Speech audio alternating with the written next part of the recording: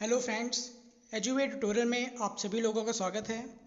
आज हम लोग मापन व मूल्यांकन मेजरमेंट एंड इवोल्यूशन के 25 अति महत्वपूर्ण प्रश्न हल करेंगे। ये इसका भाग एक।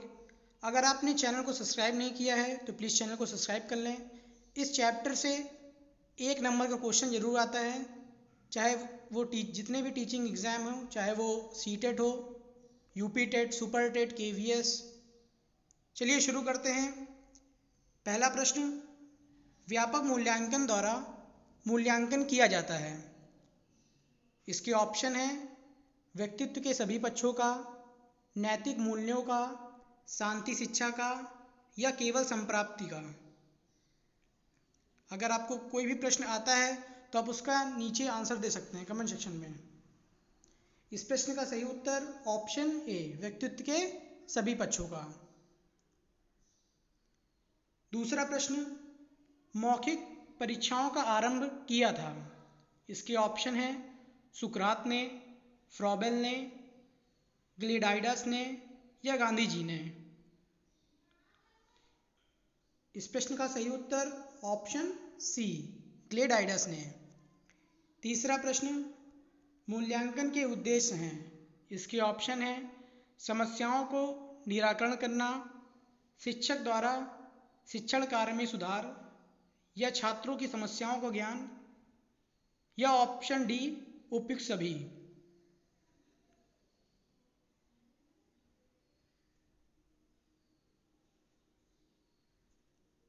इस प्रश्न का सही उत्तर ऑप्शन डी, समस्याओं का निराकरण करना, शिक्षक द्वारा शिक्षक कार्य में सुधार, छात्रों की समस्याओं का ज्ञान, ये सभी मूल्यांकन के कार्य हैं। तो ये सभी मूल्यांकन के उद्देश्य हैं। चौथा प्रश्न, मूल्यांकन की प्रमुख विशेषताएं हैं। इसके ऑप्शन है सतत चलने वाली प्रक्रिया है, शिक्षण प्रक्रिया गतिशील बनती है, इसमें गुणों का मापन होता है या उपरोक्त सभी। इस प्रश्न का सही उत्तर ऑप्शन डी, उपरोक्त सभी। मूल्यांकन की जो विशेषताएं हैं उसमें सतत चलने वाली प्रक्रिया है और ये शिक्षण प्रक्रिया को गतिशील बनाती है। मूल्यांकन से ही गुणों का मापन होता है। पांचवा प्रश्न, शैक्षिक नवाचार के अंतर्गत आते हैं। इसके ऑप्शन है विद्यालय प्रबंध, मूल्यांकन, शिक्षण अधिगम या उपरोक्त सभी। इस प्रश्न का भी उत्तर उपरोक्त सभी ही होगा।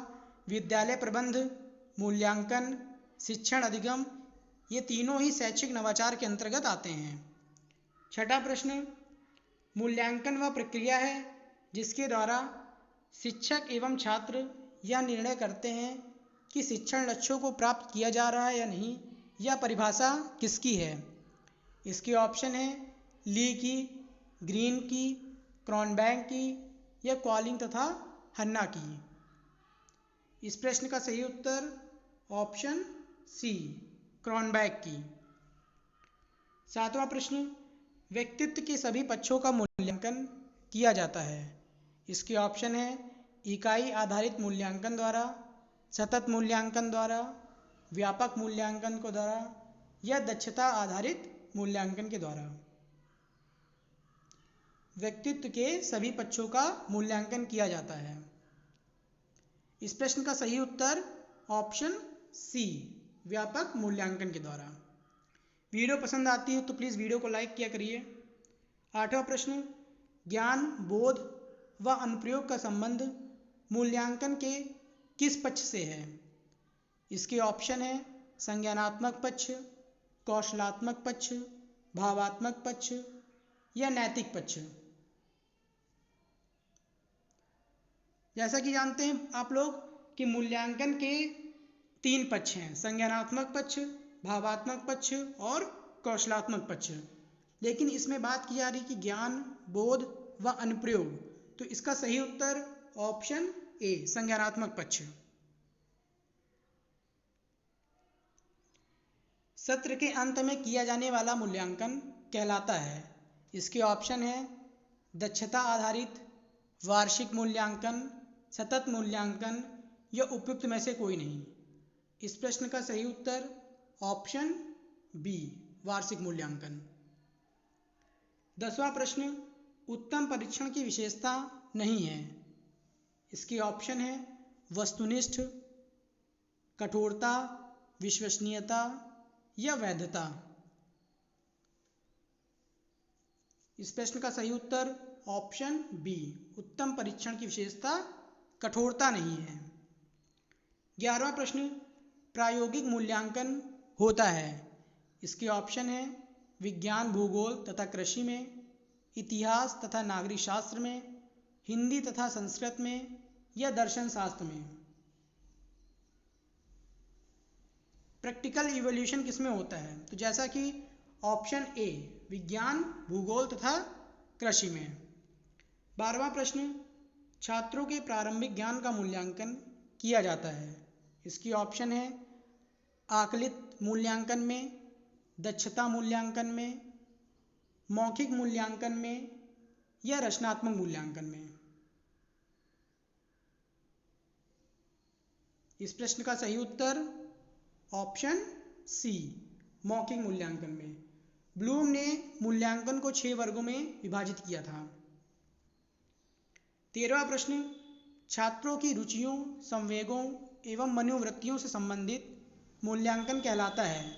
इसके ऑप्शन है संज्ञानात्मक पक्ष, भावात्मक पक्ष, कौशलात्मक पक्ष या उपरोक्त में से कोई नहीं। इस प्रश्न का सही उत्तर ऑप्शन बी, भावात्मक पक्ष। छात्रों की रुचियों, संवेगों एवं मनोवृत्तियों से संबंधित मूल्यांकन को भावात्मक पक्ष कहते हैं। 14वां प्रश्न, ब्लूप्रिंट का संबंध है। इसके ऑप्शन है प्रश्न पत्र निर्माण से, क्रियात्मक शोध से, नवाचार से या उपचारात्मक शिक्षण से। इस प्रश्न का सही उत्तर ऑप्शन ए, प्रश्न पत्र निर्माण से। ये बहुत ही इंपॉर्टेंट क्वेश्चन है, पिछले कई टीचिंग एग्जाम में आया हुआ है।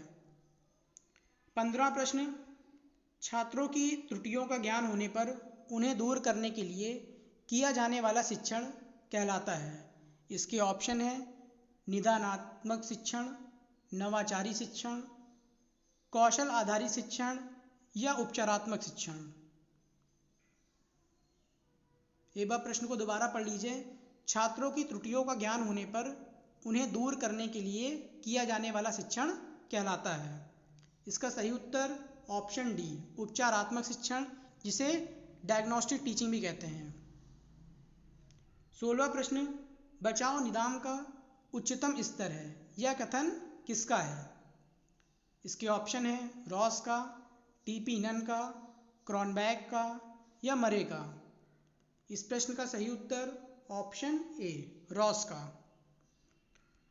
17वां प्रश्न, मूल्यांकन अनुरूप है। इसके ऑप्शन है उद्देश्य के, प्रविधि की, विधि के या सिद्धांतों के। इस प्रश्न का सही उत्तर ऑप्शन सी, मूल्यांकन विधि के अनुरूप है। 18वां प्रश्न, मूल्यांकन एक निरंतर चलने वाली प्रक्रिया है। यह कथन है। इसके ऑप्शन है मुदालियर कमीशन, कोठारी आयोग, यूजीसी, यूनिवर्सल ग्रांट कमीशन या एनसीईआरटी। एनसीईआरटी का full form national council of education, research and training. इस प्रश्न का सही उत्तर ऑप्शन डी, एनसीईआरटी। एनसीईआरटी का मुख्यालय नई दिल्ली में है। इसका गठन 1961 में किया गया था। 19वां प्रश्न, कार्यक्षेत्र से संबंधित समस्या के कारणों को जानने व समाधान हेतु किया जाने वाला शोध कहलाता है। इसके ऑप्शन है मौलिक शोध, ऐतिहासिक शोध, क्रियात्मक शोध या वैज्ञानिक शोध।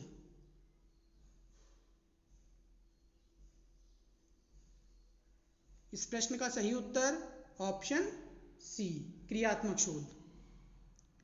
20वां प्रश्न, मूल्यांकन एक सतत प्रक्रिया है।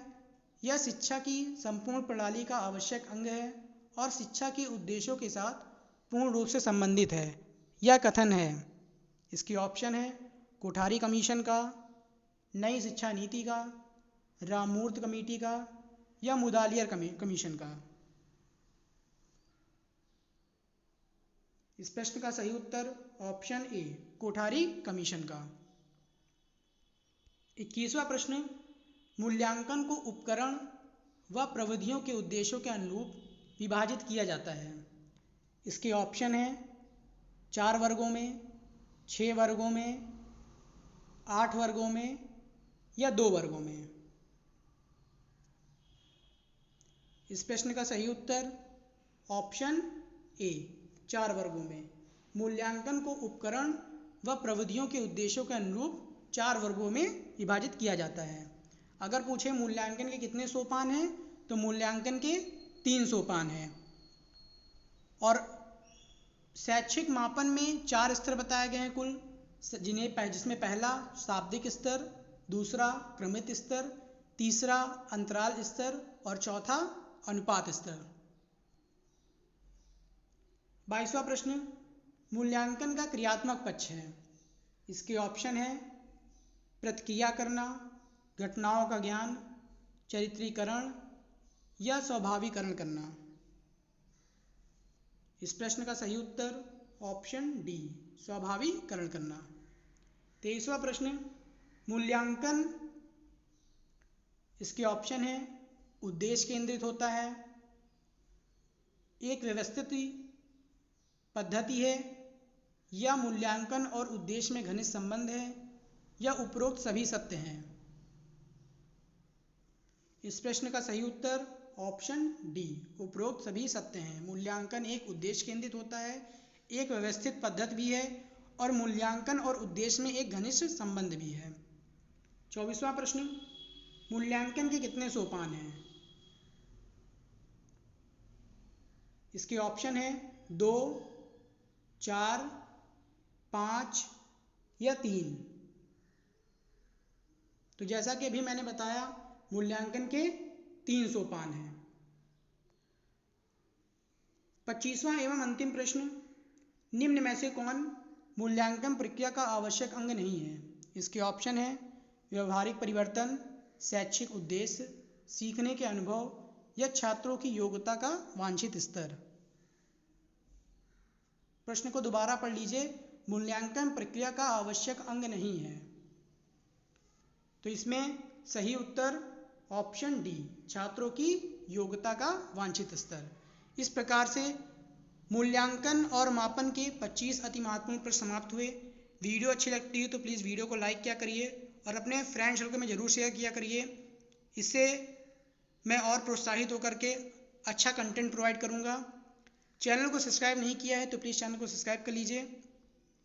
वीडियो से संबंधित या प्रश्न से संबंधित अगर कोई क्वेरी है तो आप हमारे social media page Instagram, Twitter, Facebook को फॉलो कर सकते हैं। Thank you for watching the video. Signing off. Take care.